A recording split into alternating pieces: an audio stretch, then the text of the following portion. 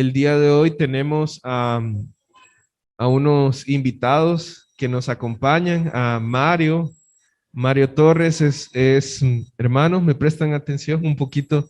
Él es Mario Torres, él es un hermano de Tegucigalpa, un anciano de la iglesia en Tegucigalpa, y él hoy va a compartir con nosotros.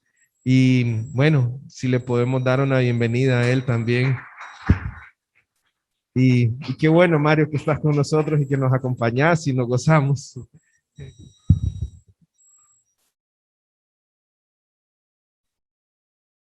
La verdad que la gratitud es de nosotros hacia ustedes por permitirnos estar aquí, por invitarnos, y para mí es un gozo ver los rostros conocidos, saludar a los hermanos con los que ya hemos compartido anteriormente, pero también ver rostros nuevos y ver que el Señor va agregando a su iglesia a ustedes, muy queridos para nosotros, y pues estar aquí compartiendo la palabra de Dios es un privilegio primeramente delante del Padre y una responsabilidad muy grande delante de Él también y de nuestro Señor Jesucristo. Y bueno, invitarlos primeramente a ir al capítulo 1 de Corintios, de la primera epístola de Corintios, que es lo que hemos comenzado a estudiar hace un par de semanas. Y hoy vamos a estar abordando lo que es del capítulo 10, del versículo 10, perdón, al versículo 17. 7 versículos vamos a estar estudiando esta mañana. Dice la palabra de Dios: os ruego pues, hermanos, por el nombre de nuestro Señor Jesucristo, que habléis todos una misma cosa y que no haya entre vosotros divisiones, sino que estéis perfectamente unidos en una misma mente y en un mismo parecer. Porque he sido informado acerca de vosotros, hermanos míos, por los de Cloe, que hay entre vosotros contiendas. Quiero decir que cada uno de vosotros dice: yo soy de Pablo, yo soy de Apolos, y yo de Cefas, y yo de Cristo. ¿Acaso está dividido Cristo? ¿Fue crucificado Pablo por vosotros, o fuisteis bautizados en el nombre del Pablo? Doy gracias a Dios de que a ninguno de vosotros he bautizado, sino a Crispo y a Gayo, para que ninguno diga: fuisteis bautizados en mi nombre. También bauticé a la familia de Estéfanas. De los demás no sé si he bautizado a algún otro. Pues no me envió Cristo a bautizar, sino a predicar el evangelio, no con sabiduría de palabras, para que no se haga vana la cruz de Cristo. Inclinemos nuestros rostros, hermanos. Padre, estamos aquí nuevamente como semana a semana. Venimos a alabarte, a glorificarte, a bendecir tu nombre, pero también venimos a recibir consejo. También venimos a recibir tu palabra, Señor, para poder ser edificados, instruidos, guiados, encauzados por tu Espíritu Santo, Señor, para que nos guíes hacia donde queremos, no donde queremos, a donde tú quieres llevarnos, hacia donde debemos ir, Señor. Y esta mañana yo te ruego, Padre, que a través de este pasaje tú hables a nuestros corazones y nos hagas ver cuál es tu voluntad y tu propósito, Señor, con esta enseñanza en esta mañana. Yo doy gracias por tu palabra, Señor. Doy gracias por mis hermanos que están aquí. Y nos disponemos, oh Dios, a recibir este mensaje para que sea de edificación en nuestras vidas. En el nombre de tu Hijo Jesús. Amén. Amén. Bueno, hace un par de semanas comenzaron a estudiar lo que es la epístola a los Corintios. Y nos damos cuenta, ya Ariel expuso ampliamente acerca del trasfondo, del contexto en el que había nacido y sobre el que se desenvolvía esta iglesia. Y es que hablando de la ciudad, Recordemos que era una ciudad griega de mucha importancia por los dos puertos, por su ubicación geográfica, ahí en el mar Mediterráneo. Entonces, recordemos, tenía dos puertos importantes y era una especie de ciudad de tránsito. Había mucha gente que pasaba por ahí. Y claro, toda esa gente trae consigo sus costumbres, sus hábitos, sus maneras de ser, sus maneras de pensar. Y esa ubicación geográfica pues ya le suponía una ventaja posiblemente económica, pero con ello traía consigo algunas consideraciones que nosotros tenemos que tener muy en cuenta para entender lo que era esta iglesia. Dice también que era habitada por personas provenientes de todas partes del Imperio Romano. Y esto representaba una gran diversidad, como se los había mencionado hace algún momento. Gentilicios, costumbres, idiosincrasia, religiones y todo lo que ello representaba. Aproximadamente, por ahí un comentarista menciona que era habitada por unas 600,000 personas. O sea, no era una ciudad pequeña, era una ciudad muy grande. Y 400,000 de estas 600,000 personas eran libertos. ¿Qué quiere decir? Gente que había sido esclava, pero que había adquirido su libertad. Entonces ahí era una especie de ciudad, lo que se le dice hoy cosmopolita. O sea, ahí había de todo y para todos. También esta ciudad estaba situada una de las más importantes acrópolis y era el centro de adoración de esos dioses griegos a los que se adoraba en ese mundo antiguo. Y los cultos de estos dioses eran unos cultos licenciosos, paganos, inmorales. Y esto había dado fama a la ciudad, pero no una buena fama, no, una mala fama. Una fama pésima, porque ahí esos cultos eran dirigidos y estaban orientados hacia la prostitución, hacia la inmoralidad, hacia el desenfreno, hacia los vicios, los excesos. O sea, que no son cosas nuevas. No son cosas nuevas las que estamos viviendo hoy en día. También estos corintios tenían mucho de eso. Y conociendo la ciudad, el trasfondo de la ciudad, vámonos a la iglesia de Jesucristo, a esa iglesia que Pablo había fundado en su segundo viaje misionero. Era una iglesia joven, no tenía mucho tiempo, una iglesia muy joven, donde Pablo había llegado a predicar primeramente a los judíos, pues los judíos ya tenían su trasfondo religioso y ellos sí tenían claros y tenían sus límites, pero los judíos rechazaron el evangelio. Entonces nos menciona el capítulo 18 de Hechos que Pablo, bueno, llegó hasta aquí y bueno, ya no los voy a seguir predicando y se fue a los gentiles. Y les fue a predicar el evangelio a los gentiles, quienes sí acogieron el evangelio. Y para que nos quede claro, vamos al libro de Hechos, capítulo 18, leamos el versículo 9 y 10. Hechos 18, 9 y 10. Dice la palabra del Señor. Entonces el Señor dijo a Pablo en visión de noche: no temas, sino habla y no calles, porque yo estoy contigo y ninguno pondrá sobre ti la mano para hacerte mal, porque yo tengo mucho pueblo en esta ciudad. Tenemos que entender que cuando el Señor le está diciendo estas palabras a Pablo, la iglesia de Corinto no existe, está empezando Pablo. Y como les decía, le había ido a predicar a los judíos no atendieron el mensaje del evangelio y él se tuvo que ir a predicarle a los gentiles. Pero Pablo estaba siendo amenazado y el Señor le dice: Pablo, no temas, sigue predicando, porque yo tengo mucho pueblo en esta ciudad. Es decir, que estas personas de las que nosotros estamos hablando aquí en la iglesia de Corinto, tenemos que entenderlo, es la iglesia del Señor Jesucristo. Con todo y sus fallas, con todo y sus defectos, con todo y sus problemas, era una iglesia de Jesucristo que estaba siendo encaminada, corregida y encauzada. Pedro ya no está con ellos. Sin embargo, esta carta nos hace ver la preocupación que él tiene acerca de los problemas que se estaban presentando.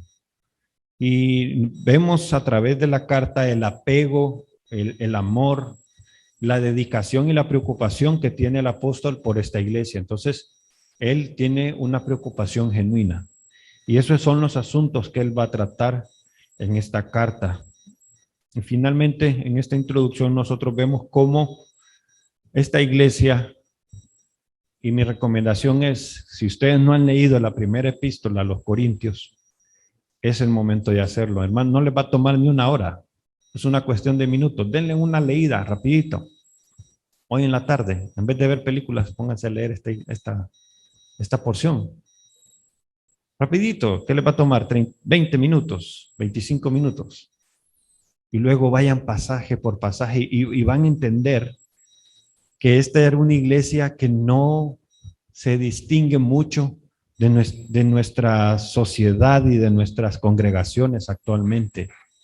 Pareciera que esta carta de Corintios está escrita para las iglesias de hoy en día, porque los problemas y los ataques que están sufriendo los corintios en este momento son exactamente los mismos a los que nos estamos enfrentando nosotros hoy. Nos exponemos todos los días a la sociedad, salimos a la calle y ¿qué vemos? Inmoralidad, desenfreno, vicios, corrupción. Y uno dice, ¿cómo voy a enfrentar estas cosas? Bueno, el Señor nos da a través de la iglesia, a través de su palabra y a través de esta epístola de Corintios, una guía de cómo nosotros vamos a enfrentar ese tipo de situaciones. Y luego, habiendo pues hablado de esta introducción y habiendo recibido los mensajes de las 2 semanas anteriores, vamos a comenzar con el primero de los problemas que tenía la iglesia de Corinto. Y por eso volvemos al capítulo 1, miremos el versículo 10. Dice el apóstol Pablo, os ruego pues, hermanos, por el nombre de nuestro Señor Jesucristo, que habléis todos una misma cosa, y que no haya entre vosotros divisiones, sino que estéis perfectamente unidos en una misma mente y en un mismo parecer. Y comienza Pablo diciendo, os ruego. Otras traducciones ponen os exhorto. Ya cuando uno dice exhortación, ya la gente se pone así, dice, me van a regañar. Porque hemos familiarizado algunos de nosotros la palabra exhortación con regaño, pero no significa eso. Exhortación significa llamar a un lado. ¿Y llamar a un lado para qué? Para hablar con la persona porque algo necesita ser revisado, algo necesita ser corregido, algo necesita ser examinado. Y es lo que está haciendo Pablo. Él no está en una posición de regaño, de llamar la atención a la iglesia de Corinto, aunque está llamando la atención, pero lo está haciendo con una preocupación. Más bien está manifestando una preocupación real por un problema real, difícil y perjudicial para la iglesia que se está presentando en ese momento. Y su deseo es que se corrijan los errores, porque esto no está favoreciendo a lo que es la iglesia de nuestro Señor Jesucristo. Y es donde él apela a ese nombre de nuestro Señor Jesucristo. Él lo está diciendo, os ruego pues, hermanos, por el nombre de nuestro Señor Jesucristo. O sea, él les está llamando la atención de una manera superlativa, decir, el mayor ruego que uno puede hacer. Lo que pasa que nosotros hoy en día eso lo pasamos por alto. Cuando nuestras mamás, nuestras abuelitas nos decían a nosotros, papita, por el amor de Dios. Entonces, para nosotros eso, aquella frase no significaba mucho. Pero decir por el amor de Dios, imagínense, están apelando al nombre de Dios, al nombre de Jesucristo. Eso nos tiene que llamar la atención. Y es lo que Pablo está diciendo aquí. Os ruego, hermanos, no por mí, sino por Jesucristo, su Salvador, su Señor, su Rey, por el Hijo de Dios, por Él se los estoy pidiendo. Lo que yo les voy a decir a continuación tiene que ver con Dios y es importante. Y por eso es que Él en su preocupación está apelando al nombre de nuestro Señor Jesucristo. Y lo primero que les dice es que habléis todos una misma cosa. Ariel les decía que había muchos problemas en esta iglesia. Problemas de inmoralidad, problemas de corrupción, problemas de disensión. Pero antes de ir a atacar cualquier problema, cualquier asunto, tenemos que empezar por el problema de la división. Porque una iglesia que no está unida, una iglesia que no está caminando conforme a la palabra de Dios, no va a poder resolver absolutamente nada. Él no puede ir a abordar el tema de la inmoralidad sin antes pasar por el tema de la unidad. Y es evidente que esta iglesia está haciendo o está adoleciendo de unidad.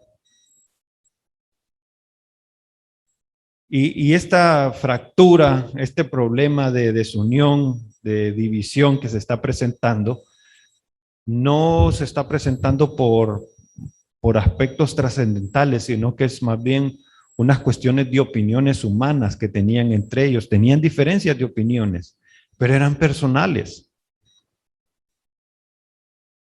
Es por eso que él les dice y comienza a encauzarlos nuevamente en lo que tienen en común, no lo que piensan diferente, sino que lo que tienen en común. Y su llamado de atención es poner su vista en lo esencial, en lo real, en lo que tienen en común. En lugar de estimularle diferencias, miremos lo que tienen en común. Hablemos una misma cosa y que no haya entre vosotros divisiones. Como les decía, esta es una iglesia joven. Como joven es inmadura y como joven es ingenua. Y se había provocado lo que se dice una cisma, o lo que se podría mencionar también como un resquebrajamiento, una rotura o una fractura. Es lo que está exponiendo Pablo. Hay entre ustedes fractura, hay entre ustedes cisma, hay entre ustedes algo roto. Y es evidente, y está ahí, y es un problema, y tenemos que resolverlo. ¿Y cómo se resuelve algo que se ha roto? Se tiene que remendar. Algo que se ha quebrado, se tiene que unir nuevamente. ¿Cómo se compone una fractura? Se tiene que volver a colocar ese hueso ahí y que se suelde nuevamente. Y eso es lo que está intentando Pablo decirles. Hay que corregir este problema, hay que resolver esta situación de división, porque lo que está desunido se tiene que volver a unir.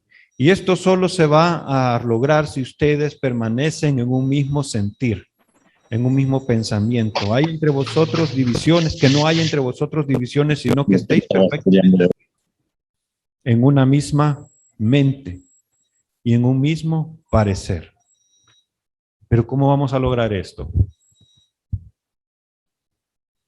¿Cómo podemos nosotros pensar igual? ¿Cómo nosotros podemos actuar bajo la misma voluntad? ¿Cómo nosotros podemos tener ese mismo sentir que nos está pidiendo el apóstol Pablo a través de la iglesia de Corinto? Bueno, hermanos, esto solo hay una manera de hacerlo y es a través de la palabra de Dios. Cuando hay un problema o una situación en la iglesia que hay que abordar, lo primero que nosotros tenemos que hacer es ¿qué dice la palabra de Dios acerca de esto? Tenemos una situación en nuestros hogares, ¿qué dice la palabra de Dios acerca de esto? También la oración es importante, pedir dirección en oración. Y también es muy importante el discernimiento que nos da el Espíritu Santo. Ese es el propósito del Espíritu Santo, o uno de los muchos propósitos del Espíritu Santo. Darnos la guía y la dirección hacia dónde va la voluntad de Dios. Mismo sentir, mismo parecer. Nuestro juicio, nuestra opinión y nuestros sentimientos tienen que estar gobernados por la palabra de Dios, la comunión con el Padre y la guía del Espíritu Santo.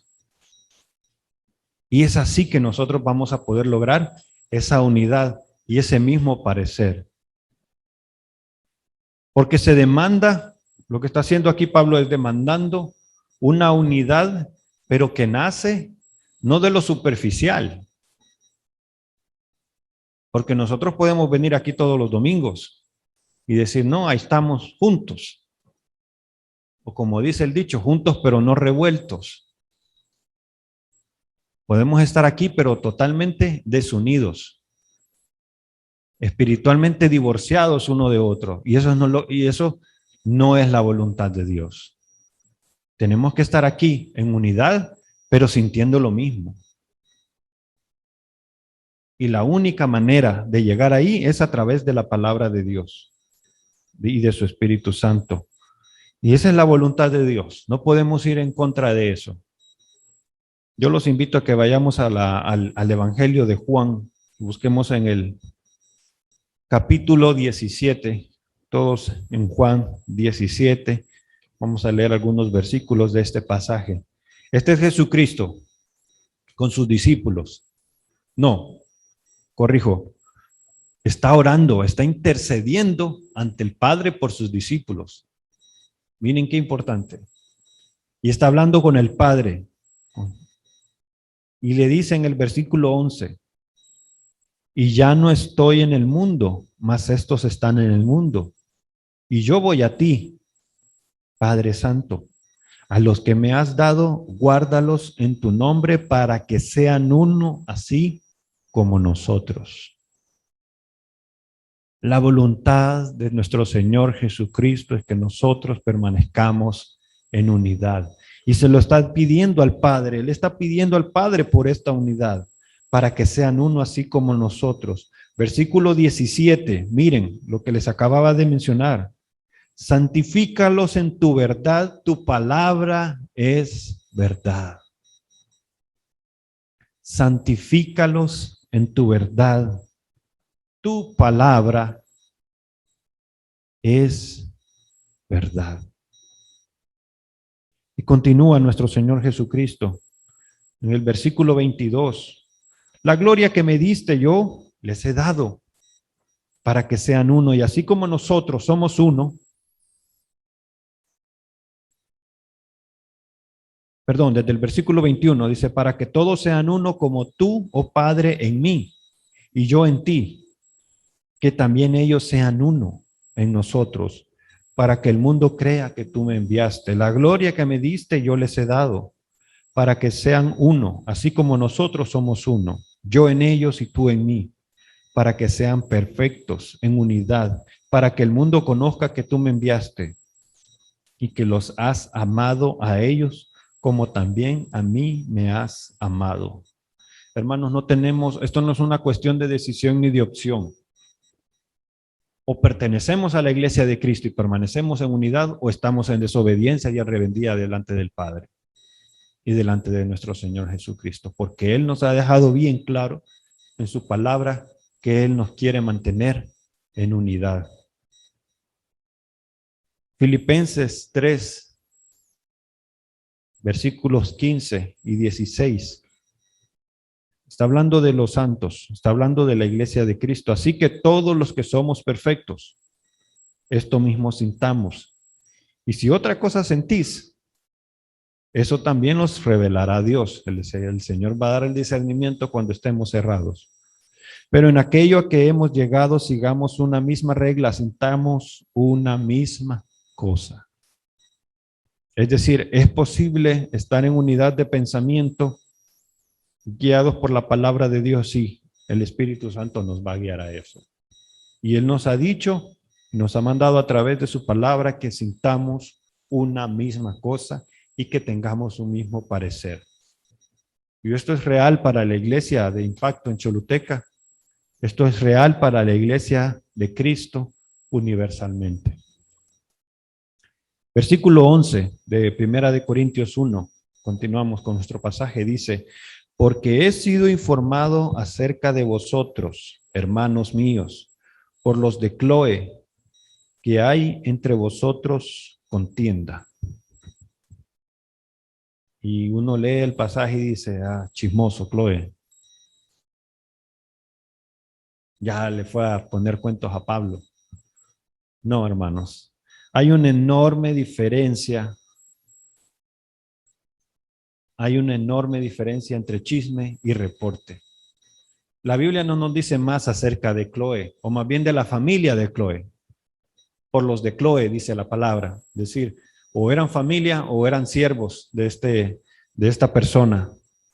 No nos dice mucho, pero sí nos dice que esta persona con preocupación envía este reporte a Pablo y le dice, mire Pablo, aquí hay un problema, o hay unos problemas.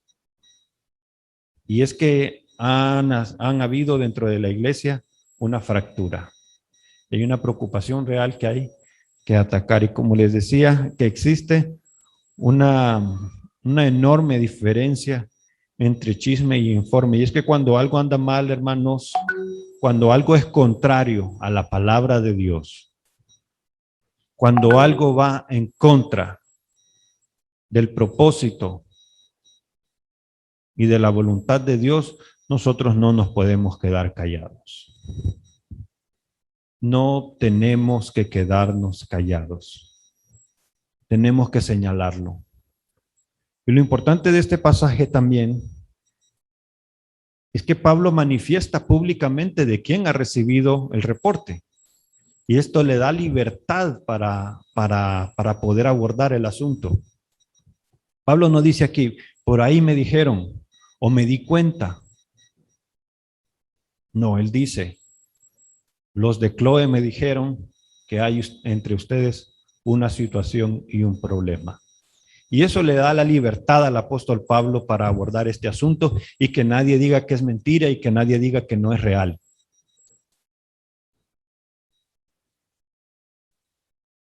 Versículo 12. Quiero decir que cada uno de vosotros dice, yo soy de Pablo, y yo de Apolos, y yo de Cefas, y yo de Cristo. Bien, volvamos un poquito a la introducción y recordemos cómo era esta iglesia de Corinto. Lo primero es que estaba formado en su mayoría por gentiles, dentro de una cultura griega. Y los griegos de esta época tenían una gran fascinación, una afición bastante marcada en cuanto a las escuelas de pensamiento filosófico que habían en esta época. Todavía hay esa fascinación, incluso hasta estos días. Y ellos pues estaban habituados a adherirse a estas escuelas de pensamiento, decir, no, que a mí me gusta Platón.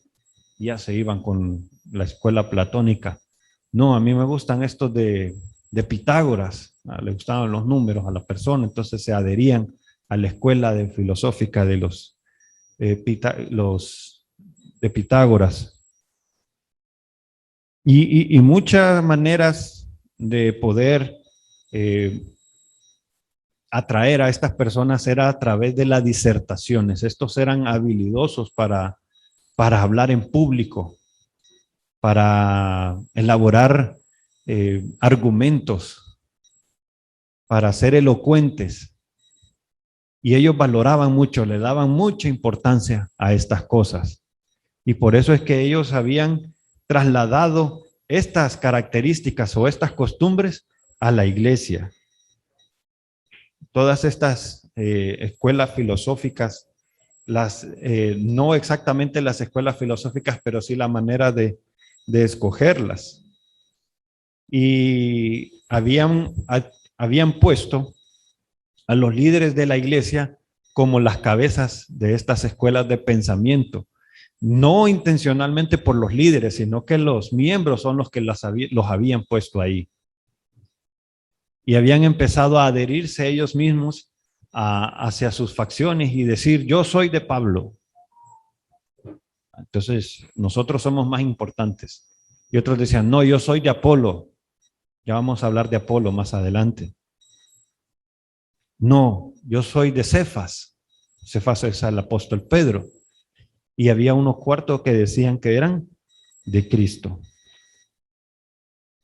Y habían establecido una rivalidad entre ellos. Una rivalidad que no debería haber existido. ¿Y quiénes son estos personajes? Bueno, Pablo. De Pablo pues ya hemos estado platicando en las reuniones anteriores. Sabemos que él era apóstol Pablo, Saulo de Tarso, que el Señor había llamado y que en sus viajes misioneros, en el segundo de sus viajes misioneros había fundado la iglesia de Corinto. Pedro lo conocemos muy bien a Pedro, ¿verdad? El apóstol Pedro era el más voluntarioso y en los evangelios vemos cómo era el que sobresalía de entre todos y sobre el cual el Señor pues delegó también una responsabilidad sobre el liderazgo también cuando el Señor partió con el Padre. Entonces a Pedro, por lo que nos dice la carta, también era muy conocido en la iglesia de Corinto. Pero hay un personaje que se llama Apolos. Bueno, ¿y este de dónde sale? Nuevamente, capítulo 18 del libro de Hechos. Hechos 18, vamos a leer el versículo 24.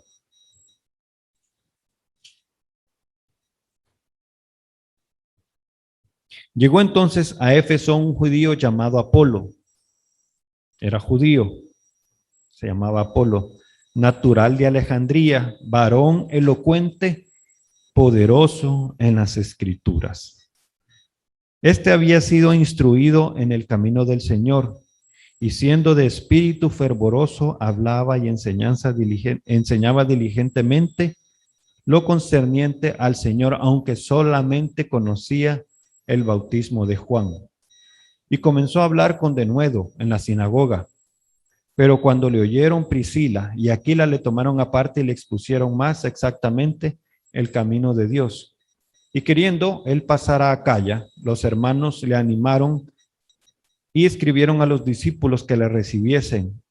Y llegado él allá, fue de gran provecho a los que por la gracia de Dios habían creído. Porque con gran vehemencia refutaba públicamente a los judíos, demostrando las escrituras que Jesús era el Cristo. Entonces vemos aquí quién es Apolo. Este pasaje nos deja bien claro cómo era esta persona. Nos dice que era un judío, nos dice que era de espíritu fervoroso, es decir, era un hombre voluntarioso, que no se arrugaba, o sea, iba, era valiente, iba. Dice que enseñaba diligentemente, era responsable, que lo hacía con denuedo, pero también nos dice que era un hombre enseñable. ¿Por qué? Porque él, aquí vemos cómo él conocía parte del evangelio, pero no tenía el evangelio completo. Dice que enseñaba hasta el bautismo de Juan, y luego una pareja lo aparta y le expone completamente el mensaje del Señor Jesucristo. Y este hombre recibió ese mensaje del evangelio. Era enseñable. Y se volvió un apologista. Es decir, defendía el evangelio. Es lo último que nos dice. Versículo 28, porque con gran vehemencia refutaba públicamente a los judíos y demostrando por las escrituras que Jesús era el Cristo. Entonces vemos a este hombre con un ministerio bastante importante. Es decir, el Señor le había tomado y le estaba usando para el evangelio. Y había un cuarto grupo. Dicen, yo soy de Cristo. Ah, entonces estos son los que están bien. Ah, porque Apolos, hombre. Pedro, hombre. Pablo, hombre. Entonces los que estaban correctos eran los de Cristo. No, si Pablo los está señalando aquí es porque también estos tienen un problema grave. Y es que probablemente este era un grupo pretencioso y altivo que apelaban al nombre de Cristo sin reconocer la autoridad de los pastores y de los líderes que hay en la congregación. Porque así como Pablo, que había estado más de 1 año y medio con ellos ahí enseñándoles, así como Apolos, que estaba siendo utilizado en el ministerio, así como Apolos y como Pedro, que era un apóstol de Jesucristo, son hombres que el Señor puso ahí para su servicio y con una responsabilidad de poder llevar y de guiar y de pastorear esta iglesia. Y es que nosotros a veces podríamos decir, bueno, a diferencia de los griegos, nosotros no tenemos estas fascinaciones por la elocuencia y esta adherencia a estas escuelas de pensamiento, pero tenemos otros problemas, hermanos. Quería hablar de un ejemplo. No hace mucho platicaba con una persona y me dice, mira, a mí me gusta ver prédicas por YouTube. Y bueno, excelente, perfecto. ¿Y qué pasó? Lo que pasa es que a veces me da miedo porque no sé, todavía no tengo el discernimiento para saber qué escuchar. Porque yo sé que así como hay excelentes predicadores a través de la internet, así hay muchas herejías y muchas falsas enseñanzas y me da miedo. Ok, le digo yo. ¿Cómo puedo yo entender, me decía, y discernir qué es bueno y qué no es bueno? Bueno, primeramente, le digo yo, uno tiene que depender de lo que uno aprende en su congregación. Porque enseñar una palabra, recibir un mensaje a través de YouTube, a través de la internet, es como comer afuera, vamos a decirlo así. Es como comerse afuera. Ahora, y si uno come afuera todos los días, a veces se enferma o se malnutre. Uno tiene que comer en la casa, hermanos. ¿Y dónde tienen que recibir ustedes el mensaje de la palabra de Dios? En su iglesia local, aquí. ¿Y quién tiene que servirle a esa iglesia? Ese platillo, sus pastores. Y dejarse guiar y dejarse enseñar por sus pastores. Yo no estoy en contra absolutamente de que a mitad de semana usted puede escuchar un mensaje por la internet. Pero yo le decía a esta persona y le daba este consejo, bueno, ¿querés tener un punto de referencia? Si esa prédica se parece mucho a lo que enseña tu pastor en tu iglesia, está bien escucharla. Ahora, si es muy distinto a lo que tu pastor te enseña en tu iglesia, ahí tienes que poner atención. Obviamente está el discernimiento, la oración, de uno saber entender y que el Espíritu Santo nos guíe. Pero un punto de referencia tiene que ser ese. Nosotros no tenemos que andar buscando afuera lo que nos ha perdido acá adentro. Y parte de la unidad, parte de estar y dejarse liderar por sus pastores. Dejarse guiar y dejarse alimentar por sus pastores. Así que estos que decían, no, yo soy de Cristo, también estaban mal. Porque realmente no estaban apelando al nombre de Cristo genuinamente, sino que ellos decían, nosotros no necesitamos líderes, no necesitamos pastores. Nosotros nos vamos directamente con Cristo. No, necesitan un pastor porque para eso el Señor estableció ese orden. Vemos que la causa de esta división en la iglesia de Corinto no era por doctrinas, no era por algún pecado particular, no era por liturgias o costumbres, sino que por absurdo, cuando uno lo ve y dice, bueno, es un poquito absurdo, pero la causa de división era una especie de favoritismo en cuanto a los líderes. El favoritismo tampoco está dentro del plan de Dios. ¿Quién va a enseñar hoy? Ariel. No, entonces sí voy a ir a la iglesia. ¿Quién va a enseñar hoy? Juan José. No, excelente. Vamos. ¿Quién me enseñará hoy? No dicen que va a venir acá el Chelito de Tegus. Ay, no, ya no quiero ir. No, ¿verdad? Es que por eso no les avisan antes que voy a venir. No, nosotros, sea Ariel, si era Juan José, y sea cualquier persona que se pare aquí, ellos son muy responsables y no van a dejar que aquí venga cualquiera a enseñar. Ellos son muy cuidadosos de eso y son muy cuidadosos de lo que enseñan también. Se preparan para venir a presentar el mensaje del Señor, no de ellos, del Señor. Y nosotros tenemos que apuntar al Señor. Hebreos 12, 1 y 2. El libro de Hebreos dice, por tanto nosotros también, teniendo en derredor nuestro tan grande nube de testigos, despojémonos de todo peso y del pecado que nos asedia, y corramos con paciencia la carrera que tenemos por delante, puestos los ojos en Jesús.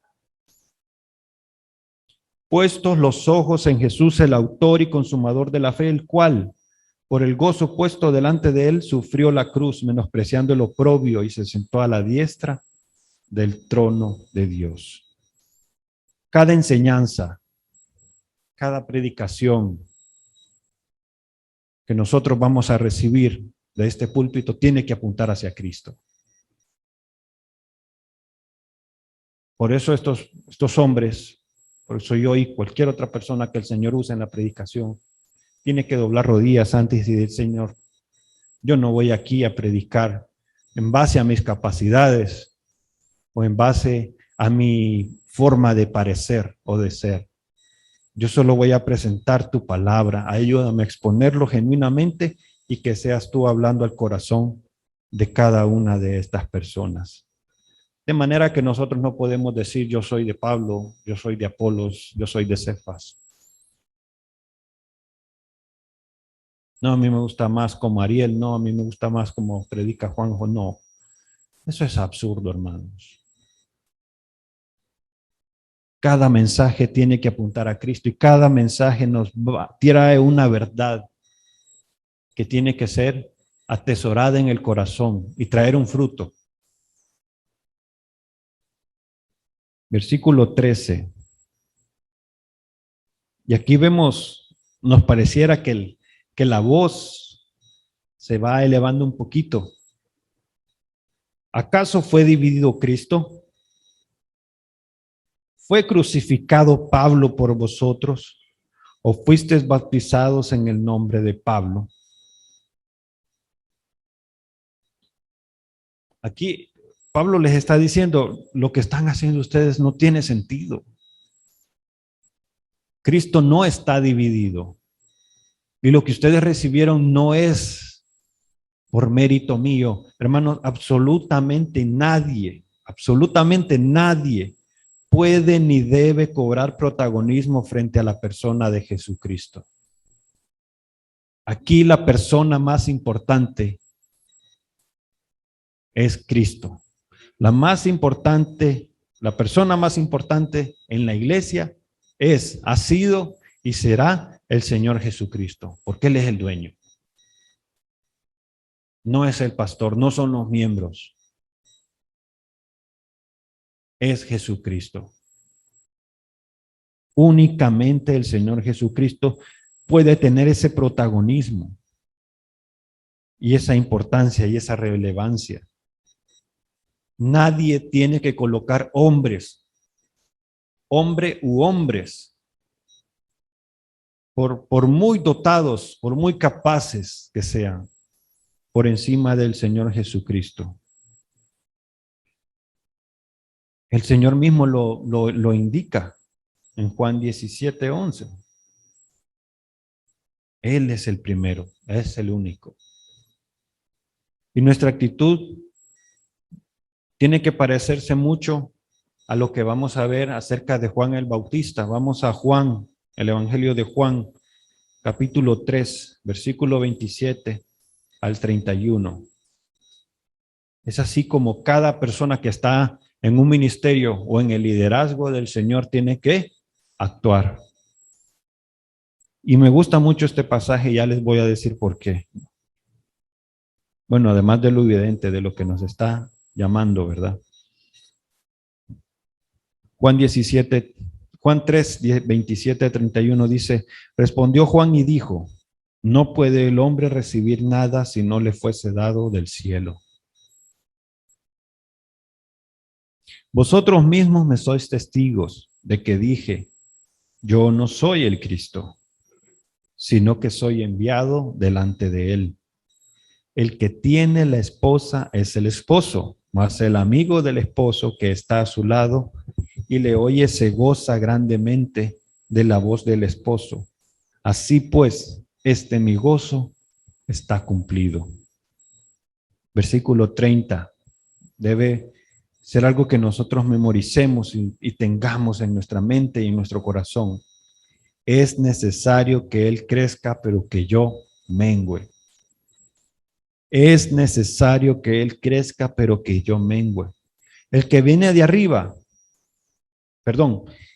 el que de arriba viene es sobre todos. El que es de la tierra es terrenal y cosas terrenales habla. El que viene del cielo es sobre todos. Esa es la actitud que nosotros tenemos que tomar.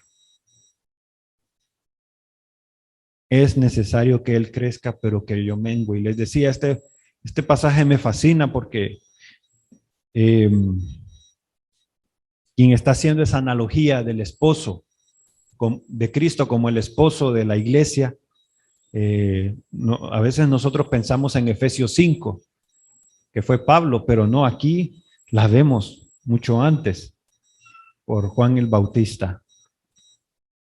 Quien tiene la esposa es el esposo, el amigo solo se goza. El amigo solo puede sentir gozo. Y el gozo de un siervo de Dios es ver que la iglesia va caminando y está siendo guiada por el Señor Jesucristo.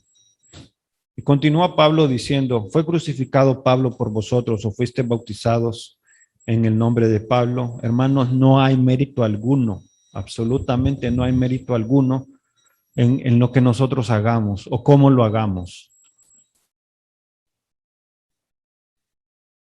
Nosotros solo somos instrumentos en las manos de Dios y estamos aquí sirviendo no por mérito, sino por misericordia. Repito, estamos aquí sirviendo. Yo estoy parado aquí delante de ustedes no por mérito que yo tenga. Hermanos, si ustedes se dieran cuenta lo que yo he sido, absolutamente no tengo ningún derecho de estar aquí. Solo la gracia y la misericordia de mi Señor es que me ha permitido estar aquí delante de ustedes. Y así es con todos. Nuestro único propósito debe apuntar hacia glorificar el nombre de Dios. Honrar y glorificar el nombre de nuestro Señor. Versículos 14 al 16. Doy gracias a Dios de que a ninguno de vosotros he bautizado, sino a Crispo y a Gayo, para que ninguno diga que fuisteis bautizados en mi nombre. También bauticé a la familia de Estéfanas. A los demás, no sé si alguno he bautizado. No sé si he bautizado a algún otro, perdón. Otra cosa, otro error que a veces nosotros hacemos es atribuirle mérito o valor a las obras que los hombres hacen. Esto es reducir el mensaje del Evangelio. Como mencionaba anteriormente, a veces nosotros le atribuimos cierto mérito al hecho de que predique una u otra persona. No, tenemos que tener cuidado. El mensaje es de Cristo, independientemente quién lo esté dando. Hay un refrán que dice que no importa la flecha, sino que el indio. Esto es decir, no importa la herramienta que se esté utilizando, sino que lo importante es que la persona que lo haga lo esté haciendo con destreza. Bueno, en el Evangelio no funciona así. En el misterio no funciona así. Ahí es al revés el dicho. No importa el indio, sino que la flecha, porque la flecha es única. Tiene que ser genuina y verdadera. Y la persona, independientemente del Señor que el Señor haya escogido para hacer la obra, es por voluntad de Dios. y Él sabe a quién pone y por qué lo pone. Ahora, hay cierta relevancia o cierta simpatía, digamos, por algunas cosas, y no estoy en contra de eso. Por ejemplo, digamos que Ariel compartió el evangelio con una persona y esta persona está muy agradecida con el pastor Ariel, y el día de su bautismo, para esa persona va a tener mucho significado que sea Ariel que le ayude a bautizarse, que esté ahí en la pila bautismal. O por ejemplo, Juan José estuvo discipulando a un varón y este varón se va a casar. Y él dice, no, pastor, yo quiero que usted me case. Para mí eso va a ser muy significativo. Perfecto, excelente. Y es bonito y uno se siente bien con eso. Sin embargo, nosotros tenemos que tener presente de que tanto lo uno como lo otro es un paso de obediencia, no con el pastor Ariel, no con el pastor Juan José, sino que con el Señor. Que si esa persona se está casando y estableciendo un compromiso con el Señor, con su esposa y con el Señor. Que si esa persona que se está bautizando, y aquí como el ejemplo que nos está dando Pablo, está haciendo una manifestación pública de que le ha entregado su vida al Señor Jesucristo. Que lo bautice Ariel o lo bautice Juan José no lo va a hacer más y menos santo. Y es por eso que Pablo les dice, ojo, yo bauticé a algunos, no los he bautizado a todos, para que luego no anden diciendo de que yo soy más santo que otro, porque me bautizó Pablo, porque me bautizó Apolos, porque me bautizó Pedro. Aunque él se menciona únicamente en el ejemplo. ¿Quién era Crispo? Bueno, Crispo era un líder de la sinagoga que había creído en el Señor Jesucristo, que lo encontramos allá en Hechos 18, versículo 8. Gallo era era un seguidor, un discípulo que andaba con Pablo. Hechos 19, 20, para los que les gusta tomar nota. Estéfanas, bueno, de Estéfanas no se nos menciona más, solo que nos dice que él había bautizado a la familia de Estéfanas. Entonces ahí vemos Pablo aclarando este asunto y poniendo en perspectiva esta situación. Y el versículo 17 nos dice, pues no me envió Cristo a bautizar, sino a predicar el evangelio, no con sabiduría de palabras, para que no se haga vana la cruz de Cristo. Aquí tenemos que tener mucho cuidado y no malinterpretar este pasaje. Pablo no está diciendo o disuadiendo a los creyentes a que se bauticen, a que no se bauticen. Él mismo está mencionando que él ha bautizado a algunos. Y nosotros tenemos bien claro, el Señor nos dice, allá en Mateo, ir por todo el mundo, predicar el evangelio a toda criatura, bautizándolos en el nombre del Padre, del Hijo y del Espíritu Santo. Entonces el bautismo es muy importante y Pablo lo sabía. Él no está restando mérito al bautismo.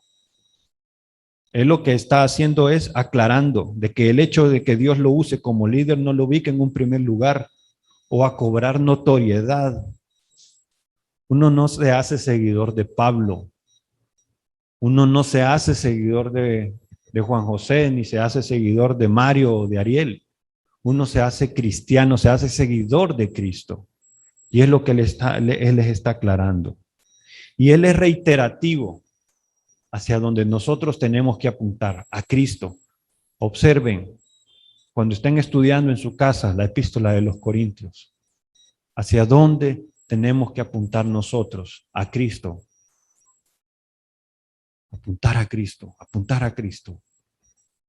Y él es reiterativo en esa idea, en todo este pasaje, hasta el capítulo 4. Lo que debemos hacer es predicar el evangelio también, no dependiendo de la elocuencia, no dependiendo de la notoriedad o de la sabiduría humana. Eso no le aporta nada al evangelio. Facilitan algunas cosas tal vez, pero el mensaje del evangelio se va a seguir sucediendo independientemente. Los títulos, las posesiones, las habilidades, eso al final no tiene ninguna relevancia. No podemos rebajar el mensaje del evangelio dependiendo de cosas personales. Es lo que nos dice Pablo, dice, sino a predicar el evangelio, no con sabiduría de palabras, para que no se haga vana la cruz de Cristo. Cualquier dependencia de cosa humana es rebajar el mensaje de la cruz. Y rebajar el mensaje de la cruz es despreciar el sacrificio de nuestro Dios. Y eso no lo podemos hacer. Esta concesión no la podemos hacer con absolutamente nadie.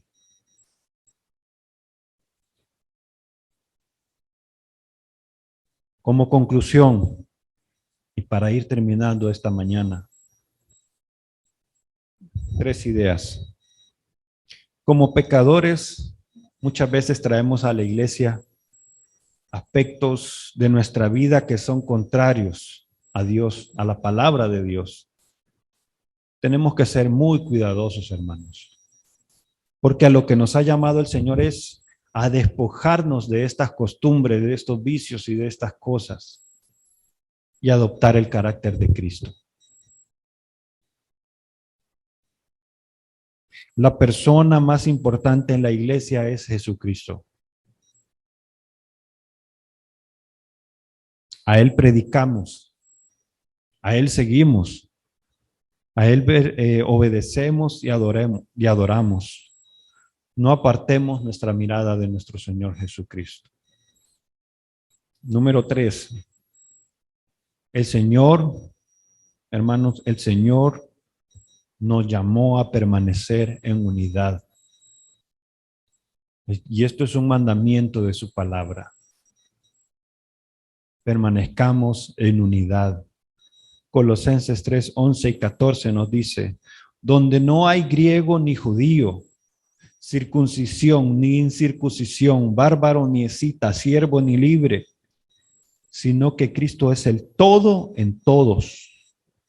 Vestidos pues como escogidos de Dios, santos y amados, de entrañable misericordia, de benignidad, de humildad, de mansedumbre, de paciencia, soportándoos unos a otros, perdonándoos unos a otros.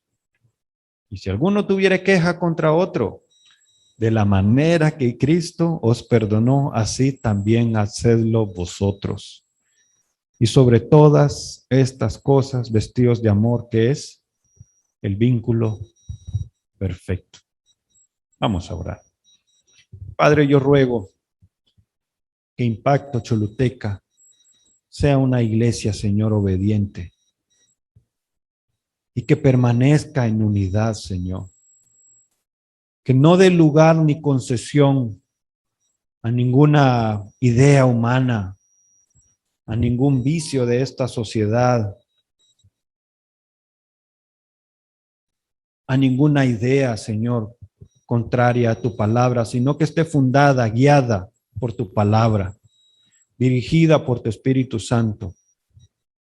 Señor, que como iglesia valoremos a nuestros pastores, oremos por ellos, cuidemos de ellos, Señor. Que los valoremos, porque tú los has puesto ahí con un propósito de guiar y de dirigir esta congregación, Señor. Que como iglesia estemos dispuestos a perdonar, a perseverar, a dejar ser guiados y enseñados por tu palabra, Señor. Y a que tú seas ese vínculo perfecto, a que permanezcamos en unidad para obediencia a ti, Padre. En el nombre de tu Hijo Jesús, yo te doy gracias, Señor, por este mensaje que nos has dado esta mañana. Ayúdanos a guardarlo en nuestro corazón y a obedecerlo. Que sea una realidad en nuestra vida. Amén.